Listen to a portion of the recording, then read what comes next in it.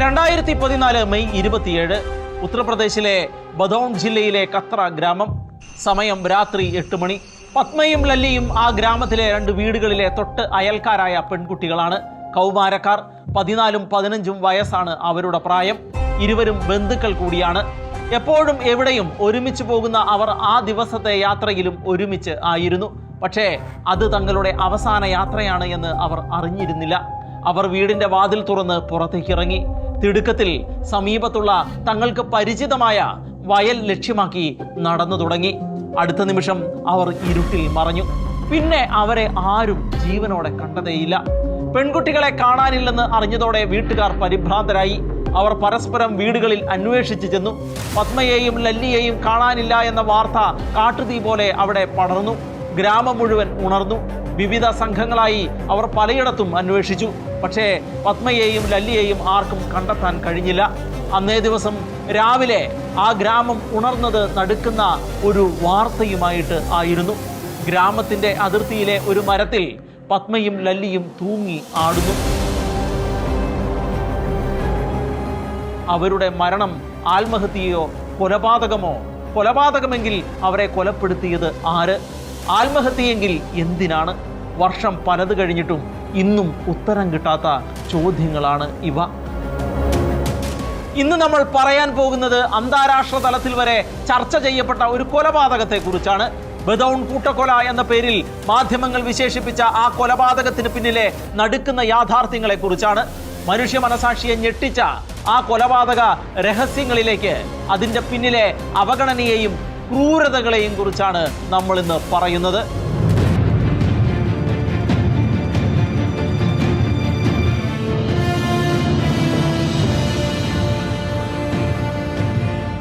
രാത്രിയിൽ ഈ പെൺകുട്ടികൾ വീട്ടിൽ നിന്ന് ഇറങ്ങിപ്പോയി എന്ന് കേൾക്കുമ്പോൾ പല ചിന്തകളും പ്രേക്ഷകരുടെ മനസ്സിലേക്ക് കടന്നു വരുന്നുണ്ടാകും. തെറ്റിദ്ധരിക്കുകയൊന്നും വേണ്ട.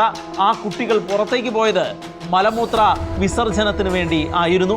വീടുകളിൽ ടോയ്ലറ്റ് സൗകര്യങ്ങൾ ഒന്നും ഇല്ലാത്ത ഗ്രാമമാണ് കത്ര. അതുകൊണ്ട് രാത്രികാലങ്ങളിൽ വിജനപ്രദേശത്ത് പോയാണ് അവർ പ്രാഥമിക ആവശ്യങ്ങൾ നിർവഹിക്കുന്നത്. പതിവ് പോലെ ഉള്ളതായിരുന്നു ആ യാത്ര. അതുകൊണ്ട് മാതാപിതാക്കൾക്കും മക്കളെ രാത്രിയിൽ അയക്കുന്നതിൽ പേടിയൊന്നും തോന്നിയിരുന്നില്ല. സാധാരണയായി 15 മിനിറ്റിനുള്ളിൽ പെൺകുട്ടികൾ തിരികെ വരേണ്ടതാണ്. പക്ഷേ അന്ന് പതിവിലും വ്യത്യസ്തമായി അരമണിക്കൂർ കഴിഞ്ഞിട്ടും അവർ തിരികെ വന്നില്ല. മാതാപിതാക്കളുടെ നെഞ്ചിൽ ആദിയായി. പത്മയുടെ അമ്മ ലല്ലിയുടെ വീട്ടിലേക്ക് പോകാൻ ഇറങ്ങുമ്പോൾ ലല്ലിയുടെ അമ്മ അതാ വരുന്നു പത്മയുടെ വീട്ടിലേക്ക്. അതോടെ 2 പേരും വീടുകളിൽ എത്തിയിട്ടില്ല എന്ന് അമ്മമാർക്ക് മനസ്സിലായി. തുടർന്ന് അവർ പെൺകുട്ടികൾ പോയ വയലിൽ എത്തി. വയൽ രാത്രിയിൽ വിജനമായിരുന്നു. അമ്മമാർ പെൺകുട്ടികളെ പേരെടുത്ത് വിളിച്ചു. കാറ്റിൽ അവരുടെ ശബ്ദത്തിന് മറുവിളി എത്തിയതേയില്ല. അതോടെ അമ്മമാർ കൂട്ടക്കരച്ചിൽ ആരംഭിച്ചു. ആ കരച്ചിൽ മറ്റു വീടുകളിലേക്കും പടർന്നപ്പോൾ ആളുകൾ ഓടിക്കൂടി. പത്മയെയും ലല്ലിയെയും കാണാനില്ല എന്ന് എല്ലാവരും അറിഞ്ഞു. അവരെവിടെ പോയി? പെൺകുട്ടികൾ പോകാൻ വിദൂര സാധ്യതകൾ പോലുമുള്ള ഇടങ്ങളിലേക്ക് അന്വേഷണം എത്തുകയുണ്ടായി. പക്ഷേ അവിടെ ഒരിടത്തും അവർ എത്തിയിട്ടില്ല എന്ന് അവർക്ക് മനസ്സിലായി. എല്ലാവരും ചേർന്ന് ഒരു തീരുമാനത്തിൽ എത്തി. പോലീസ് സ്റ്റേഷനിൽ വിവരം അറിയിക്കുക. സാധാരണക്കാരുടെ ആദ്യത്തെ ആശ്രയ കേന്ദ്രം എന്നും പോലീസ് സ്റ്റേഷൻ തന്നെ ആണല്ലോ. പത്മയുടെ അച്ഛനും ലല്ലിയുടെ അമ്മാവനും കൂടിയാണ് പോലീസ് സ്റ്റേഷനിൽ എത്തിയത്. അപ്പോഴേക്കും സമയം പാതിരാത്രി കഴിഞ്ഞിരുന്നു. എന്നാൽ ഇവിടെയാണ് ഏറ്റവും അപലപിക്കേണ്ടതും എതിർക്കപ്പെടേണ്ടതുമായ സംഭവം നടന്നത്. പോലീസുകാർ ആ പരാതി സ്വീകരിക്കാൻ തയ്യാറായില്ല. അന്ന് അവിടെ ഉണ്ടായിരുന്നത് 2 പോലീസുകാരായിരുന്നു. അവർ പെൺകുട്ടികളുടെ ബന്ധുക്കളെ പരിഹസിക്കുകയും നാളെ രാവിലെ വരാൻ പറഞ്ഞ് നിർബന്ധിച്ച് തിരിച്ച് അയക്കുകയുമാണ് ചെയ്തത്. അവിടെ മുതൽ ഈ കേസിനെ സംബന്ധിച്ച് വ്യത്യസ്തമായ നിരവധി അഭിപ്രായങ്ങളാണ് ഉയർന്നു വന്നിട്ടുള്ളത്. ഇതിലേതാണ് വാസ്തവമെന്ന് ഇപ്പോഴും അറിയില്ല. അത് എന്തായാലും ഈ കേസുമായി ബന്ധപ്പെട്ട അത്തരം വ്യത്യസ്ത വീക്ഷണങ്ങളെ കൂടി ഇവിടെ പ്രതിപാദിച്ച് കടന്നു പോകേണ്ടതുണ്ട് എന്ന് തോന്നുന്നു. പെൺകുട്ടികളെ കാണാനില്ലാതെ വന്നപ്പോൾ നടന്ന അന്വേഷണത്തിൽ പെൺകുട്ടികളുടെ അമ്മാവൻ പെൺകുട്ടികളെ ആരൊക്കെയോ ചേർന്ന് തട്ടിക്കൊണ്ടു പോകുന്നതായി നേരിൽ കണ്ടുവെന്നും പെൺകുട്ടികളുടെ പിതാവിനെ ഈ വിവരം അപ്പോൾ തന്നെ അറിയിച്ചു എന്നുമാണ് ഒരു ഭാഷ്യം. പെൺകുട്ടികളെ അന്വേഷിച്ചു പോയ സംഘം പ്രതിയെന്ന് പിന്നീട് ആരോപിക്കപ്പെട്ട വ്യക്തിയുടെ വീട്ടിൽ വെച്ച് പെൺകുട്ടികളെ കണ്ടുവെന്നും എന്നാൽ പെൺകുട്ടികളെ വിട്ടയക്കാൻ അവർ തയ്യാറായില്ല എന്നുമാണ് മറ്റൊരു കഥ. ആ സമയത്ത് അവരുടെ വീട്ടിൽ ഒരു പോലീസുകാരനും ഉണ്ടായിരുന്നു അത്രേ. അത് അവിടെ നിൽക്കട്ടെ. പിറ്റേന്ന് രാവിലെയാണ് ഒരു മാവിൽ 2 പെൺകുട്ടികളുടെയും മൃതദേഹങ്ങൾ തൂങ്ങി നിൽക്കുന്നതായി കണ്ടെത്തിയത്. ഈ വിവരം അറിഞ്ഞ് എത്തിയ പോലീസുകാർ മൃതദേഹം താഴെ ഇറക്കാൻ തുടങ്ങിയപ്പോൾ ഗ്രാമീണർ ഒന്നടങ്കം എതിർക്കുകയും വലിയൊരു പ്രക്ഷുബ്ധ അവസ്ഥ അവിടെ രൂപമെടുക്കുകയും ചെയ്തു. ഇവിടെ ശ്രദ്ധിക്കേണ്ട മറ്റൊരു കാര്യം, പെൺകുട്ടികളുടെ വീട്ടിൽ നിന്ന് 1 കിലോമീറ്റർ അകലെയായിരുന്നു മൃതദേഹം കാണപ്പെട്ടത് എന്നതായിരുന്നു. പോലീസ് കൃത്യസമയത്ത് അന്വേഷണം നടത്തിയിരുന്നു എങ്കിൽ ഒരുപക്ഷെ പെൺകുട്ടികളുടെ ജീവൻ അപകടത്തിൽ ആവുകയില്ലായിരുന്നുവെന്നും പോലീസ് കുറ്റവാളികളെ രക്ഷിക്കാൻ കൂട്ടുനിൽക്കുകയായിരുന്നു എന്നുമായിരുന്നു ഗ്രാമീണരുടെ ആരോപണവും പ്രതിഷേധവും. അത് എന്തായാലും പ്രതിഷേധങ്ങളെ അടിച്ചൊതുക്കി പോലീസുകാർ മൃതദേഹങ്ങൾ അഴിച്ചെടുത്തു. ആ മാതാപിതാക്കളുടെ കരച്ചിലും സങ്കടവും കണ്ടു നിൽക്കുന്നവരെ പോലും കണ്ണുനീരിൽ ആഴ്ത്തുന്ന വിധത്തിൽ ആയിരുന്നു. ജനങ്ങളുടെ പ്രതിഷേധ അഗ്നിക്ക് മുന്നിൽ പോലീസിന് പിടിച്ചു നിൽക്കാൻ ആയില്ല. മെയ് 29-ന് പെൺകുട്ടികളുടെ മൃതദേഹങ്ങൾ പോസ്റ്റ്മോർട്ടം ചെയ്തു. പെൺകുട്ടികൾ ബലാത്സംഗം ചെയ്യപ്പെട്ടുവെന്നും ജീവനോടെ അവരെ മരത്തിൽ തൂക്കുകയായിരുന്നുവെന്നുമാണ് പോലീസിന്റെ റിപ്പോർട്ട്. സംഭവവുമായി ബന്ധപ്പെട്ട് ജൂൺ 1-ാം തീയതി 3 പേരെ അറസ്റ്റ് ചെയ്തു. പപ്പു യാദവ്, അവധേഷ് യാദവ്, ഉർവേശ് യാദവ് എന്നിവരായിരുന്നു അവർ. എന്നാൽ ഈ കേസിൽ 5 പേർ ഉണ്ട് എന്നായിരുന്നു ജനങ്ങളുടെ ആരോപണം. പക്ഷേ ആ 2 പേരുടെ പേരോ മറ്റു വിവരങ്ങളോ വെളിപ്പെടുത്താൻ പോലീസ് അന്ന് തയ്യാറായില്ല. ഛത്രപാൽ യാദവ്, സർവേഷ് യാദവ് എന്നിവരായിരുന്നു അവരെന്ന് പിൽക്കാലത്ത് തെളിഞ്ഞുവെങ്കിലും ഗൂഢാലോചന കുറ്റം മാത്രമാണ് അവരിൽ ചുമത്തിയത്. തുടർന്ന് ആരും വിചാരിക്കാത്ത രീതിയിലായിരുന്നു സംഭവ ഗതികൾ മുന്നോട്ടു പോയത്. ജൂൺ 8-ന് Uttar Pradesh police director general AN Banerjee ഈ ദാരുണ സംഭവത്തെക്കുറിച്ച് പറഞ്ഞത് ഇങ്ങനെയായിരുന്നു: പെൺകുട്ടികളുടേത് ഒരു ദുരഭിമാന കൂട്ടക്കൊലയാണ്. പെൺകുട്ടികളിൽ ഒരാൾ ബലാത്സംഗം ചെയ്യപ്പെട്ടിട്ടില്ല. ദുരഭിമാന കൂട്ടക്കൊല എന്ന പേരിൽ ഇതിന്റെ അന്വേഷണം നടത്താനാണ് ഞങ്ങൾ ഉദ്ദേശിക്കുന്നത്. പോലീസ് ആ വിധത്തിൽ കേസന്വേഷണവുമായി മുന്നോട്ട് പോവുകയാണ് ചെയ്തത്. അന്നേ ദിവസം മാധ്യമങ്ങളോട് സംസാരിച്ച സംസ്ഥാന ചീഫ് സെക്രട്ടറിയുടെ വാക്കുകൾ കുറെ കൂടി അതിര് കടന്നതായിരുന്നു. അതിപ്രകാരമായിരുന്നു: ബലാത്സംഗം സാധാരണ നടക്കുന്ന സംഭവമാണ്. മാധ്യമങ്ങൾക്ക് അത് സംബന്ധിച്ച് കൂടുതൽ റിപ്പോർട്ടുകൾ നൽകാതിരിക്കുക. ഊഹാഭോഗങ്ങൾ പ്രചരിപ്പിക്കുവാനുള്ള മാർഗമായി മാധ്യമ പ്രവർത്തനത്തെ മാറ്റരുത്. തെറ്റായ ആരോപണങ്ങൾ വഴി നിരപരാധികളെ പ്രതി ചേർത്ത സംഭവങ്ങൾ ഉണ്ടെന്നും ഓർമ്മിക്കേണ്ടിയിരിക്കുന്നു എന്നാണ് അദ്ദേഹം പറഞ്ഞത്. ഡോക്ടർ പുഷ്പലത പന്ത് ആയിരുന്നു പോസ്റ്റ്മോർട്ടം നടത്തിയത്. അവരുടെ കരിയറിലെ ആദ്യത്തെ പോസ്റ്റ്മോർട്ടം ആയിരുന്നു അത്. മാത്രവുമല്ല, അത് രാത്രിയിലുമായിരുന്നു നടത്തിയതും. അതുകൊണ്ട് ഈ പോസ്റ്റ്മോർട്ടം റിപ്പോർട്ട് ശരിയായതല്ല എന്നും പോലീസ് സ്ഥാപിക്കുകയുണ്ടായി. രാത്രികാലങ്ങളിൽ പോസ്റ്റ്മോർട്ടം നടത്തുന്നത് സാധാരണഗതിയിൽ അനുവദനീയമല്ല. ആദ്യത്തെ പോസ്റ്റ്മോർട്ടം ആയതുകൊണ്ട് ചിലപ്പോൾ അതിൽ പിഴവുകൾ കാണാമെന്നും അതുകൊണ്ട് കുറ്റാരോപിതർ പ്രതികളായി മാറുന്നില്ല എന്നുമുള്ള നിലപാടാണ് പോലീസ് സ്വീകരിച്ചത്. ജൂൺ 12-ന് police director general AN Banerjee വീണ്ടും മാധ്യമങ്ങളെ കണ്ടു. അന്ന് അദ്ദേഹം പറഞ്ഞത് പെൺകുട്ടികൾ ബലാത്സംഗത്തിന് ഇരകൾ ആയിട്ടില്ല എന്നും പെൺകുട്ടികളെ കഴുത്ത് ഞെരിച്ച് കൊന്നതിന് ശേഷമാണ് തൂക്കിലേറ്റിയത് എന്നുമാണ്. സ്വത്ത് തർക്കവുമായി ബന്ധപ്പെട്ടാണ് ഈ കൊലപാതകങ്ങൾ എന്നും അദ്ദേഹം ആരോപിക്കുകയുണ്ടായി. അന്താരാഷ്ട്ര മാധ്യമങ്ങളുടെ വരെ ശ്രദ്ധ ഈ കേസിലേക്ക് തിരിയുകയുണ്ടായി. അതിന് കാരണം വീടുകളിൽ ശൗചാലയം ഇല്ലാത്തതിന്റെ പേരിൽ പ്രാഥമിക ആവശ്യങ്ങൾ നിർവഹിക്കാൻ രാത്രിയിൽ പുറത്തുപോയ പെൺകുട്ടികളെ ബലാത്സംഗം ചെയ്ത് കൊന്നു എന്നതായിരുന്നു അതിന്റെ കാരണം. മാത്രവുമല്ല, ഓരോ ദിവസവും കേസുമായി ബന്ധപ്പെട്ട് വ്യത്യസ്ത തരം റിപ്പോർട്ടുകളാണ് പുറത്ത് വന്നുകൊണ്ടിരുന്നതും. പോലീസ് കള്ളക്കഥകൾ ചമയ്ക്കുകയാണ് എന്നും ഇതിനെതിരെ ഡൽഹി വരെ നിയമ പോരാട്ടം നടത്തും എന്നുമായിരുന്നു പോലീസ് കുറ്റം ആരോപിച്ച പിതാവിന്റെ പ്രതികരണം. ലോക്കൽ പോലീസ് തുടക്കം മുതൽ തന്നെ പ്രതികളെ രക്ഷിക്കാനും വാദിയെ പ്രതിയാക്കാനുമാണ് ശ്രമിച്ചുകൊണ്ടിരുന്നത് എന്നാണ് അന്വേഷണ ഉദ്യോഗസ്ഥരുടെ ഓരോ പ്രതികരണവും വ്യക്തമാക്കിയത്. ബഹുജന പ്രക്ഷോഭം ശക്തമായപ്പോൾ കേസ് CBIയിലേക്ക് വിടാൻ ഭരണകൂടം തയ്യാറായി. ലോക്കൽ പോലീസ് അന്വേഷിച്ച പല കേസുകളിലും ശരിയായ അന്വേഷണം നടത്തി CBI യഥാർത്ഥ പ്രതികളെ നിയമത്തിന് മുന്നിൽ കൊണ്ടുവന്ന പല സംഭവങ്ങളും പരിചയമാണല്ലോ നമുക്ക്. ഇക്കാരണത്താൽ തന്നെ CBIയിൽ പെൺകുട്ടികളുടെ കുടുംബം മുഴുവൻ പൂർണ്ണമായും വിശ്വസിക്കുകയുണ്ടായി. എന്നാൽ ലോക്കൽ പോലീസിനെ അതിശയിപ്പിക്കുകയും ലജ്ജിപ്പിക്കുകയും ചെയ്യുന്ന വിധത്തിലുള്ള കണ്ടെത്തലുകളാണ് CBIയും കാഴ്ചവെച്ചത്. സംഘം ഗ്രാമം മുഴുവൻ സന്ദർശിക്കുകയും പലരെയും ചോദ്യം ചെയ്യുകയും ചെയ്തു. പെൺകുട്ടികളുടെ കുടുംബാംഗങ്ങൾ നൽകിയ മൊഴിയിൽ പൊരുത്തക്കേടുകൾ ഉണ്ട് എന്നായിരുന്നു FIR തയ്യാറാക്കിയ CBIയുടെ ആദ്യ പ്രതികരണം. കേസ് പുതിയതായി അന്വേഷിക്കുന്നത് പോലെ നടപടിക്രമങ്ങൾ എല്ലാം ഒന്നിൽ നിന്ന് ആരംഭിക്കുകയായിരുന്നു അവർ. പെൺകുട്ടികളിൽ ഒരാളുടെ ചെരുപ്പ് CBI കണ്ടെത്തിയത് കേസിനെ സംബന്ധിച്ച് നിർണായകമായ തുമ്പായിരിക്കുമെന്ന് ഗ്രാമീണർ കരുതി. രണ്ടാമതും പോസ്റ്റ്മോർട്ടം നടത്തേണ്ടതുണ്ടെന്ന് CBI പ്രഖ്യാപിച്ചു. ഇതിനായി കോടതിയുടെ അനുവാദം ആവശ്യമായിരുന്നു. രണ്ടാമതായി പോസ്റ്റ്മോർട്ടം നടത്തേണ്ടതുണ്ട് എന്ന വിഷയത്തിൽ all India institute of medical സയൻസും ശുപാർശ ചെയ്യുകയുണ്ടായി. CBIയുടെ ആവശ്യം കോടതി അംഗീകരിച്ചു. ജൂലൈ 20-ന് ശവശരീരങ്ങൾ പുറത്തെടുത്ത് വീണ്ടും പോസ്റ്റ്മോർട്ടം ചെയ്യാൻ കോടതി അനുവാദം നൽകി. പക്ഷേ ഗംഗാതീരത്ത് അടക്കം ചെയ്തിരുന്ന മൃതദേഹങ്ങൾ പുറത്തെടുക്കാൻ കഴിയാത്ത വിധത്തിൽ തലേ ദിവസം ശക്തമായ വെള്ളപ്പൊക്കം ഉണ്ടാവുകയും ശവക്കുഴികളിൽ വെള്ളം നിറഞ്ഞ് മൃതദേഹങ്ങൾ ഒഴുകി നടക്കുകയും ചെയ്ത സാഹചര്യത്തിൽ അത്തരമൊരു നീക്കം തിരിച്ചടിയായി. പ്രകൃതി പോലും പെൺകുട്ടികൾക്ക് എതിര് നിൽക്കുന്നത് പോലത്തെ അവസ്ഥ. CBI ഈ കേസിൽ പുതിയതായി പല കണ്ടെത്തലുകളും നടത്തി. മരിച്ച പെൺകുട്ടിയുടെ ഒരു ഫോട്ടോയിൽ നിന്ന് വസ്ത്രത്തിൽ തിരികെ വെച്ചിരുന്ന മൊബൈൽ കണ്ടെത്തിയതായിരുന്നു അതിലൊന്ന്. ഈ ഫോൺ കേന്ദ്രീകരിച്ചായിരുന്നു പിന്നീടുള്ള അന്വേഷണം. പെൺകുട്ടിയുടെ ഫോൺ നൽകാൻ വീട്ടുകാരോട് ആവശ്യപ്പെട്ടുവെങ്കിലും ഫോൺ ഇല്ല, ഫോൺ നഷ്ടപ്പെട്ടു എന്നീ വിധത്തിലായിരുന്നു അവരുടെ പ്രതികരണങ്ങൾ. ഒടുവിൽ അവർ പെൺകുട്ടിയുടെ ഫോൺ CBIക്ക് കൈമാറി. കേടായ ഫോണായിരുന്നു അത്. മനഃപൂർവ്വം കേടാക്കിയതാണ് എന്ന് വ്യക്തമായ സൂചന നൽകുന്ന വിധത്തിലായിരുന്നു ഫോണിന്റെ അവസ്ഥ. 2013 മുതൽ കൊലപാതകം നടന്ന ദിവസം വരെ മൂത്ത പെൺകുട്ടി ഒരു ചെറുപ്പക്കാരനെ 400 തവണ ഫോൺ ചെയ്തിട്ടുണ്ടെന്ന് CBI കണ്ടെത്തുകയുണ്ടായി. ആ ചെറുപ്പക്കാരൻ 20 വയസ്സുള്ള ഒരു പോലീസുകാരൻ ആയിരുന്നു. ലോക്കൽ പോലീസ് അറസ്റ്റ് ചെയ്ത പപ്പു യാദവ് ആയിരുന്നു അത്. ഇരുവരും തമ്മിൽ രഹസ്യ ബന്ധം ഉണ്ടായിരുന്നുവെന്നാണ് CBI സ്ഥാപിച്ചെടുത്തത്. കുടുംബാംഗങ്ങളെയും പ്രതികളെയും CBI പോളിഗ്രാഫ് പരിശോധനയ്ക്ക് വിധേയമാക്കിയിരുന്നു. പ്രതികളെല്ലാം സത്യമാണ് പറയുന്നത് എന്ന് വ്യക്തമാക്കിയ CBI പെൺകുട്ടിയുടെ അമ്മാവൻ നസ്രുവിനെ അതിൽ നിന്ന് ഒഴിവാക്കുകയും ചെയ്തു. പോളിഗ്രാഫ് പരിശോധനയിൽ അമ്മാവൻ പറഞ്ഞത് നുണയാണെന്നായിരുന്നു CBI സ്ഥാപിച്ചത്. അമ്മാവൻ പറഞ്ഞ നുണ എന്തായിരുന്നു? പെൺകുട്ടികളെ ആരൊക്കെയോ ചിലർ ചേർന്ന് തട്ടിക്കൊണ്ടു പോകുന്നത് കണ്ടു എന്നതായിരുന്നു അത്. നസ്രു നൽകിയ തെറ്റായ വിവരങ്ങളുടെ അടിസ്ഥാനത്തിലാണ് പോലീസ് തങ്ങളെ അറസ്റ്റ് ചെയ്തിരിക്കുന്നത് എന്ന് അറസ്റ്റിലായ ചെറുപ്പക്കാർ CBIയോട് വെളിപ്പെടുത്തിയിരുന്നു.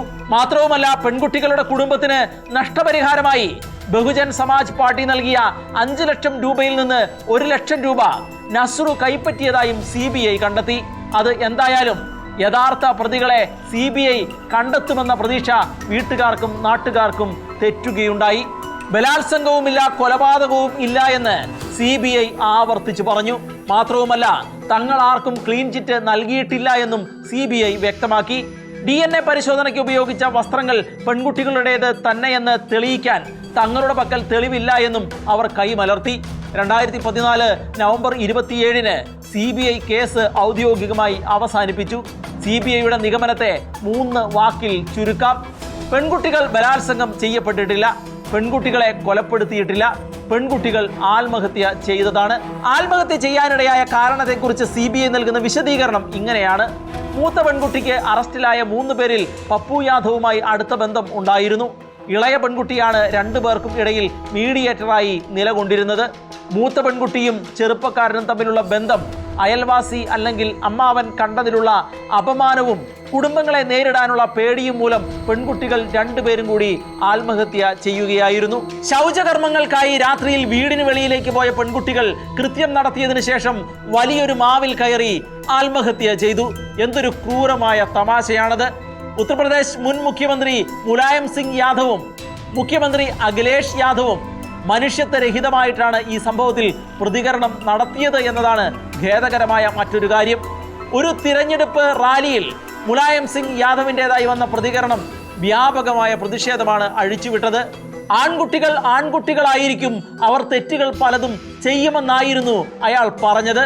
ബലാത്സംഗ കേസുകൾ ദിനംപ്രതി വർദ്ധിച്ചു വരുന്നതിനെ കുറിച്ചുള്ള പത്രപ്രവർത്തകന്റെ ചോദ്യത്തിന് അഖിലേഷ് യാദവ് നൽകിയ മറുപടിയും വിവാദമായി. നിങ്ങൾക്ക് എന്തെങ്കിലും അപകടം നടന്നിട്ടുള്ളതായി എനിക്ക് തോന്നുന്നില്ല എന്നതായിരുന്നു മുഖ്യമന്ത്രിയുടെ വാക്കുകൾ. ശക്തമായ പ്രതിഷേധമാണ് ദളിത് സഹോദരിമാരുടെ കൊലപാതകത്തോടനുബന്ധിച്ച് ലോകവ്യാപകമായി അരങ്ങേറിയത്. നമ്മുടെ കൊച്ചു കേരളത്തിൽ പോലും അതിൻ്റെ അലയൊലികൾ എത്തുകയുണ്ടായി. ദേശീയ പതാക കൊണ്ട് ഉടൽ മറച്ച് എന്നാൽ തോളുകളും കാലുകളും നഗ്നമാക്കി പ്രദർശിപ്പിച്ചുകൊണ്ടായിരുന്നു തങ്ങളുടെ ശരീരങ്ങളെ കേവലം രാഷ്ട്രീയ ആയുധമാക്കി പ്രയോഗിക്കുന്ന ഭരണകൂടത്തിനെതിരെ എറണാകുളത്ത് സ്ത്രീകൾ പ്രതിഷേധ കലാപം ഉയർത്തിയത്. സമൂഹത്തിൽ വ്യാപിക്കുന്ന അരാഷ്ട്രീയ കാലാവസ്ഥയ്ക്ക് എതിരെയുള്ള ശക്തമായ പ്രതികരണമായിരുന്നു അത്. ഐക്യരാഷ്ട്രസഭയിലും ഈ സംഭവം എത്തി. കൂട്ടബലാത്സംഗങ്ങളെയും കൊലപാതകങ്ങളെയും അപലപിച്ചുകൊണ്ട് ഐക്യരാഷ്ട്രസഭ പ്രസ്താവന പുറപ്പെടുവിച്ചു. സ്ത്രീകൾക്കെതിരായ ഏത് തരത്തിലുള്ള അതിക്രമവും മനുഷ്യാവകാശ ലംഘനമാണെന്നും അതുകൊണ്ട് തന്നെ അത് മനുഷ്യാവകാശ പ്രശ്നമാണ് എന്നാണ് ഐക്യരാഷ്ട്രസഭ നിരീക്ഷിച്ചത്. ടോയ്ലറ്റുകളുടെ അഭാവം മൂലം ഇന്ത്യയിലെ സ്ത്രീകൾ നേരിടുന്ന അപകടങ്ങളെയാണ് ഈ സംഭവം എടുത്ത് കാണിക്കുന്നത് എന്നും ഐക്യരാഷ്ട്രസഭ പ്രസ്താവനയിൽ രേഖപ്പെടുത്തുകയുണ്ടായി. താഴ്ന്ന ജാതിക്കാരായ സ്ത്രീകൾക്കും പെൺകുട്ടികൾക്കും നേരെ നടക്കുന്ന അതിക്രമത്തിന്റെയും നീതി നിഷേധത്തിന്റെയും ഭാഗമായിട്ടാണ് ഈ സംഭവത്തെ UN-ലെ ഇന്ത്യയിലെ റെസിഡന്റ് കോർഡിനേറ്റർ ലിസ് ഗ്രാൻഡെ നിരീക്ഷിച്ചത്. ഇന്ത്യയിൽ ദളിത് സ്ത്രീകളും പെൺകുട്ടികളും നേരിടുന്ന അക്രമത്തിന്റെ ഭയാനകമായ ഓർമ്മപ്പെടുത്തലാണ് ഇത് എന്ന് ആംനസ്റ്റി ഇന്റർനാഷണൽ ഇന്ത്യ പ്രതികരിക്കുകയുണ്ടായി. സേവ് ദ ചിൽഡ്രൻ ആണ് ഈ സംഭവത്തെക്കുറിച്ച് ശക്തമായ പ്രതികരണം നടത്തിയ മറ്റൊരു സംഘടന. പാർശ്വവൽക്കരിക്കപ്പെട്ട സമൂഹത്തിൽ നിന്ന് ഉള്ളവർക്കെതിരായ ക്രൂരമായ അക്രമത്തിന്റെയും ആശങ്കാജനകമായ പ്രവണതയുടെയും ഭാഗമാണ് ഈ കൂട്ടബലാത്സംഗം എന്നായിരുന്നു സേവ് ദ ചിൽഡ്രൻ പറഞ്ഞു വെച്ചത്. നീതി നിഷേധിക്കപ്പെട്ട ദരിദ്രരും ദളിതരുമായ ആ പെൺകുട്ടികളുടെ വേദന ലോകത്തിന്റെ മുഴുവൻ വേദനയായി മാറി എന്നതാണ് ഈ പ്രതികരണങ്ങൾ എല്ലാം വ്യക്തമാക്കുന്നത്. പക്ഷേ അതിന് അനുസരിച്ചുള്ള ഇടപെടൽ ഭരണാധികാരികളുടെ ഭാഗത്തു നിന്ന് ഈ കേസിൽ ഉണ്ടായില്ല എന്നുള്ളതാണ് ഏറ്റവും ദുഃഖകരമായ കാര്യം. മുൻപ് പറഞ്ഞതുപോലെ നിസ്സഹായരുടെ ദയനീയതയെ പോലും പരിഹസിക്കുന്ന വിധത്തിലാണ് അധികാരികളുടെ ഭാഗത്തു നിന്ന് പ്രതികരണങ്ങൾ ഉണ്ടായത്. പത്മയും ലല്ലിയും കൊല ചെയ്യപ്പെട്ടതുപോലെ തന്നെ ഈ സംഭവത്തിൽ അഖിലേഷ് യാദവ് സർക്കാരും പോലീസും കാണിച്ച നിസ്സംഗതയും മുഖം തിരിക്കലും ലോകത്തെ ഞെട്ടിച്ചു കളഞ്ഞിരുന്നു. കൊല ചെയ്യപ്പെട്ട പെൺകുട്ടികൾ ദളിത് വിഭാഗത്തിൽ നിന്ന് ഉള്ളവർ ആയതുകൊണ്ടും പ്രതിസ്ഥാനത്ത് പേര് ചേർക്കപ്പെട്ടവർ യാദവ വിഭാഗത്തിൽ പെട്ടവർ ആയതുകൊണ്ടും പോലീസും ഭരണകൂടവും പ്രതികൾക്ക് അനുകൂലമായ നിലപാടാണ് കൈക്കൊണ്ടത് എന്ന നിഗമനത്തിലാണ് പൊതുവെ എല്ലാവരും എത്തിയത്. ഇതാകട്ടെ നമ്മുടെ നിയമവ്യവസ്ഥ എത്രത്തോളം ദുർബലമാണ് എന്നുകൂടിയാണ് വ്യക്തമാക്കിയത്. എന്നാൽ പിന്നീട് പെൺകുട്ടികൾ ദളിതരല്ല, അവർ മൗര്യ ജാതിയിൽപ്പെട്ടവർ ആണ് എന്നുള്ള അഭിപ്രായങ്ങളും പുറത്തു വന്നിട്ടുണ്ട്. ഇരകളായ പെൺകുട്ടികൾ SC ST വിഭാഗത്തിൽപ്പെട്ടവർ അല്ല, അവർ ശാക്യ എന്ന പിന്നോക്ക വിഭാഗത്തിൽപ്പെട്ടവർ ആണ് എന്ന് സംസ്ഥാന സർക്കാർ തന്നെ വ്യക്തമാക്കി എന്നാണ് റിപ്പോർട്ടുകൾ. പ്രതികളെന്ന് ആരോപിക്കപ്പെടുന്നവരും CBI കുറ്റവിമുക്തർ ആക്കിയവരും ഇതര പിന്നോക്ക വിഭാഗത്തിൽപ്പെട്ടവർ ആണെന്നും പറയപ്പെടുന്നു. എന്നാൽ യാദവർ സാമ്പത്തികമായി ശക്തരും ശാക്യർ അംഗസംഖ്യയിൽ പ്രബലരുമാണ്. പ്രായപൂർത്തിയാകാത്ത പെൺകുട്ടികളെ ക്രൂരമായി ബലാത്സംഗം ചെയ്ത് കൊലപ്പെടുത്തി എന്നത് മാത്രമല്ല ഈ സംഭവത്തിന്റെ പിന്നിൽ ഉള്ളത്. ഗ്രാമീണ ഇന്ത്യയിലെ സ്ത്രീകളെ സംബന്ധിച്ചിടത്തോളം വീടുകളിൽ ശുചിത്വ സൗകര്യങ്ങൾ ഇല്ലാത്തതുകൊണ്ട് അവർ പലതരത്തിലുള്ള അതിക്രമങ്ങൾക്ക് ഇരയാകുന്നുവെന്ന കണ്ടെത്തൽ കൂടിയാണ് ഈ ദുരന്തം അനാവരണം ചെയ്തത്. പത്മയ്ക്കും ലല്ലിക്കും വീടുകളിൽ ടോയ്ലറ്റ് സൗകര്യങ്ങൾ ഉണ്ടായിരുന്നുവെങ്കിൽ അവർക്കൊരിക്കലും രാത്രികാലങ്ങളിൽ വയലിലേക്ക് പോകേണ്ടി വരികയില്ലായിരുന്നു. ശൗചകാര്യങ്ങൾക്ക് വേണ്ടി രാത്രികാലങ്ങളിൽ വീടുകളിൽ നിന്ന് പുറത്തിറങ്ങുന്ന പെൺകുട്ടികളും സ്ത്രീകളും അതിക്രമങ്ങൾക്ക് ഇരകളാകുന്ന വിധത്തിലുള്ള സംഭവങ്ങൾ ഇന്ത്യയുടെ പല ഭാഗങ്ങളിലും നടന്നിട്ടുണ്ട്. ബദൌണിലെ കത്ര ഗ്രാമത്തിൽ 3500 കുടുംബങ്ങളാണ് ഉള്ളത് എന്നാണ് ചില റിപ്പോർട്ടുകൾ വ്യക്തമാക്കുന്നത്. അതിൽ വെറും 173 വീടുകളിൽ മാത്രമേ ടോയ്ലറ്റുകൾ ഉള്ളൂ. അതിൽ തന്നെ നേരാവണ്ണം പ്രവർത്തിക്കുന്നത് 100 എണ്ണം മാത്രവും. ഒരു വീട്ടിൽ തന്നെ 2ഉം 3ഉം ടോയ്ലറ്റുകളുള്ള നമ്മളെ സംബന്ധിച്ചിടത്തോളം ഇത് കേൾക്കുമ്പോൾ വിശ്വസിക്കാൻ പ്രയാസം ആയിരിക്കണം. ബദൌൺ ജില്ലയിലെ ഈ ദുരന്തമാണ് പ്രധാനമന്ത്രി നരേന്ദ്രമോദിയെ സ്വച്ഛ് ഭാരത് മിഷന് രൂപം കൊടുക്കാൻ പ്രേരിപ്പിച്ചത് എന്നാണ് ഈ വാർത്തയുടെ മറ്റൊരു വശം. അതായത് ഗ്രാമങ്ങളിലെ ഓരോ വീടുകളിലും ശൗചാലയം സ്ഥാപിക്കുകയും അതിലൂടെ സ്ത്രീകൾക്ക് സുരക്ഷ ഉറപ്പുവരുത്തുകയും ചെയ്യുക എന്നതായിരുന്നു നരേന്ദ്രമോദി വിഭാവനം ചെയ്തത്. അത് ഫലപ്രാപ്തി കൈവരിച്ചു എന്നാണ് ഇന്ത്യയുടെ മറ്റു പല ഭാഗങ്ങളിൽ നിന്നും ലഭിച്ച റിപ്പോർട്ടുകൾ വ്യക്തമാക്കുന്നത്. ഇതിലേക്കായി ഹരിയാനയിലെ പാനിപ്പത്ത് ജില്ലയെയാണ് ചിലർ മാതൃകയായി കാണിക്കുന്നത്. വീടുകളിൽ ശൗചാലയങ്ങൾ നിർമ്മിച്ചതോടെ സ്ത്രീകൾ രാത്രികാലങ്ങളിൽ പുറത്തിറങ്ങുമ്പോൾ അവർക്കെതിരെ ഉണ്ടാകുന്ന അക്രമങ്ങൾ കുറഞ്ഞതായും പോലീസ് സ്റ്റേഷനിൽ എത്തുന്ന പരാതികളിൽ ഗണ്യമായ കുറവ് ഉണ്ടായതായും റിപ്പോർട്ടുകൾ സൂചിപ്പിക്കുന്നുണ്ട്. കേസുകൾ രജിസ്റ്റർ ചെയ്യുമ്പോൾ ശൗചാലയം എന്ന വാക്ക് ഇപ്പോൾ പരാതികളിൽ പരാമർശിക്കപ്പെടുന്നില്ല എന്നാണ് പാനിപ്പത്തിലെ സമൽഘ പോലീസ് സ്റ്റേഷനിലെ രേഖകൾ ഉദ്ധരിച്ചുകൊണ്ടുള്ള റിപ്പോർട്ടുകൾ വ്യക്തമാക്കുന്നത്. എന്നാൽ ഇതൊരിക്കലും സ്ത്രീകൾക്കെതിരെയുള്ള കുറ്റകൃത്യങ്ങൾ നടക്കുന്നില്ല എന്നതിൻ്റെ സൂചനയും അല്ല. പാനിപ്പത്തിലെ 85% വീടുകളിലും ഇന്ന് ടോയ്ലറ്റ് സൗകര്യങ്ങൾ ഉണ്ട്. പക്ഷേ വർഷം പലത് കഴിഞ്ഞിട്ടും ഇന്നും കത്ര ഗ്രാമത്തിലെ പല വീടുകൾക്കും ശൗചാലയങ്ങൾ കടന്നു വന്നിട്ടില്ല എന്നതാണ് മറ്റൊരു യാഥാർത്ഥ്യം. കേന്ദ്ര സർക്കാരിന്റെ സ്വച്ഛ് ഭാരത് അഭിയാൻ പദ്ധതി പ്രകാരം ഓരോ കുടുംബത്തിനും വീടുകളിൽ ശൗചാലയങ്ങൾ നിർമ്മിക്കാൻ 12,000 രൂപ നൽകുന്നുണ്ട്. എന്നാൽ ഗ്രാമത്തിലെ പലരുടെയും കൈകളിലേക്ക് ഈ പണം എത്തിയിട്ടില്ല. നിരക്ഷരരും വിദ്യാവിഹീനരുമായ ഇവരിൽ നിന്ന് ഇടനിലക്കാർ പണം സമർത്ഥമായി കൈവശപ്പെടുത്തി എന്നാണ് മനസ്സിലാക്കാൻ കഴിയുന്നത്. എനിക്ക് 2 ചെറിയ പെൺമക്കളുണ്ട്. രാത്രിയിൽ ഞാൻ അവരെയും കൊണ്ട് അവരുടെ ആവശ്യ സമയത്ത് വയലിലേക്ക് പോകുന്നു. കത്ര ഗ്രാമത്തിലെ ഒരു അമ്മയുടെ വാക്കുകളാണ് ഇത്. വയലുകളുടെ ഉടമകൾ ഇപ്പോൾ ഗ്രാമീണർക്കെതിരെ രംഗത്ത് വന്നിട്ടുണ്ട്. ഗ്രാമീണർ തങ്ങളുടെ ഭൂമി ടോയ്ലറ്റായി ഉപയോഗിക്കുന്നത് ഉടമകൾക്ക് അംഗീകരിക്കാൻ കഴിയില്ല. ഇത് ഗ്രാമീണരും ജമ്മിമാരും തമ്മിലുള്ള സംഘർഷങ്ങൾക്ക് ഇടയാക്കുകയും ചെയ്യുന്നു. ഇതിനൊക്കെ പുറമെ ബലാത്സംഗ സംഭവത്തിന് ശേഷം പെൺകുട്ടികൾക്ക് രാത്രികാലങ്ങളിൽ ശൗചകർമ്മങ്ങൾക്കായി വീടിന് വെളിയിൽ പോകാൻ ഭയമാണ് എന്നുള്ളതാണ് മറ്റൊരു കാര്യം. എന്നാൽ അവർക്ക് വീടുകളിൽ അതിനുള്ള സൗകര്യവുമില്ല. എന്തൊരു ഗതികേടാണ് ഈ പ്രദേശത്തെ ജനങ്ങൾ അനുഭവിക്കുന്നത് എന്ന് ഓർത്തു നോക്കുക. 2019 ഇറങ്ങിയ ആർട്ടിക്കിൾ 15 എന്ന സിനിമ ബദൗൺ സംഭവത്തെ ആസ്പദമാക്കിയത് ആയിരുന്നു. 2021 പത്രപ്രവർത്തകനായ സോണിയ ഫലീറോ എഴുതിയ the good girls and ordinary killing എന്ന പുസ്തകവും ഈ സംഭവത്തെ അധികരിച്ചാണ് എഴുതപ്പെട്ടത്. ബദൗൺ കൂട്ടക്കൊലപാതകത്തെക്കുറിച്ച് പല വീക്ഷണകോണിൽ നിന്ന് പല കാര്യങ്ങൾ കോർത്തിണക്കി പറയുമ്പോഴും ഈ സംഭവത്തിന്റെ യഥാർത്ഥ ചിത്രം ഇപ്പോഴും മറഞ്ഞു തന്നെ നിൽക്കുകയാണ്. ആരാണ് യഥാർത്ഥ പ്രതികൾ? അവർ എന്നെങ്കിലും ശിക്ഷിക്കപ്പെടുമോ? പെൺകുട്ടികൾ നേരിട്ട പീഡനങ്ങളും ദുരിതങ്ങളും വർഷങ്ങൾ പലത് പിന്നിട്ടിട്ടും ഈ കേസിനെ സംബന്ധിച്ചുള്ള ദുരൂഹതകൾ അവസാനിക്കുകയോ ഒരു നിഗമനത്തിൽ എത്തിച്ചേരുകയോ ചെയ്തിട്ടില്ല. ഓർക്കുക, ആദ്യത്തെ പോസ്റ്റ്മോർട്ടം റിപ്പോർട്ടിൽ രേഖപ്പെടുത്തിയത് ക്രൂരമായ ബലാത്സംഗത്തിന് ശേഷം ജീവനോടെ കെട്ടിത്തൂക്കി എന്നുള്ളതാണ്. സമൂഹത്തിലെ ദുർബല ജനവിഭാഗങ്ങൾക്കെതിരെ നടക്കുന്ന അനീതിയുടെയും അക്രമത്തിൻ്റെയും ബാക്കി പത്രമായി കിടക്കുന്ന അനേകം സംഭവങ്ങളുടെ പട്ടികയിലേക്ക് ഒരു സംഭവം കൂടി അങ്ങനെ പോവുകയാണ്. ബദൗൺ സംഭവത്തെക്കുറിച്ച് നമുക്ക് ഒടുവിലെത്താവുന്ന ഏറ്റവും എളുപ്പമായ നിഗമനം ഇത് മാത്രമാണ്. എത്ര ദയനീയമാണ് അവസ്ഥ, അല്ലേ?